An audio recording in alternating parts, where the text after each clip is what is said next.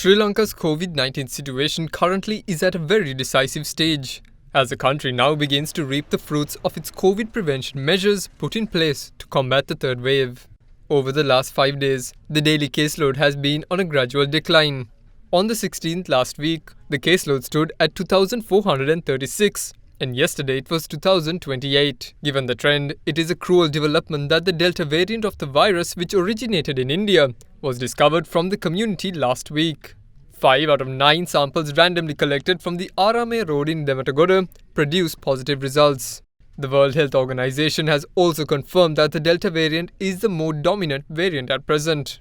The strand is responsible for the thousands of deaths and exponential rise in case numbers in India, which brought the country's health system to its knees. Given the present situation, the concerns harbored over the Alpha variant, which originated in the UK, looks to be a distant memory. In any case, concerns peaked over the Delta variant spread in the island once more today, with reports of a person in the area of Pragatipura in Sri Jayawardhanapura Kotte being infected with the deadly strand. There has been reports related to the reporting of one case of Delta variant from the Pitakotte Nugegoda area. However, this has not been confirmed to the epidemiology unit up to now. But we know that this confirmation will take time. But most of the time, laboratories who detect or who get a clue of such variation usually inform the MOH of the area, and they will be taking the proper actions immediately after receiving such news. So at this moment, whatever the action that have been taken at these areas are as a result of such activity or such action. So therefore, what is required to tell that these new variants are really dangerous and their transmissibility is high, but they are transmitted at a higher rate only if the normal transmission routes are intact. If we don't adhere to these guidelines, only this variant will spread at a higher speed. So therefore, we would like to urge the public that what we need to do is to adhere to the health guidelines, so this variant or any other variant will not be spreading as expected. Following this development, health authorities took measures to conduct PCR tests on 34 persons residing in the area of Pragatipura today.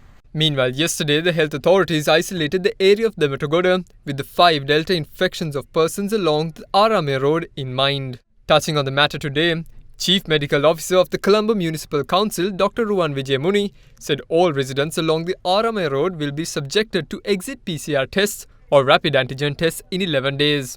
He added that if the rate of infection among the road's residents is below 5%, the area of Dematagoda will be brought out of isolation. In the meantime, from yesterday's caseload of 2,028, bulk of the infections were reported from the Western Province. The district of Gampa confirmed 307 cases, Colombo confirmed 302, and Kalutara reported 253 new cases. With all 25 districts recording new infections, the Mullaitivu district confirmed the least with just 1. There were 20 imported cases too among yesterday's caseload. Meanwhile, Sri Lanka's caseload today stands at 2,104 so far, taking the overall tally to 31,919. On the vaccination front, the first and second doses of the Sinopharm vaccine was administered to 11,218 persons yesterday.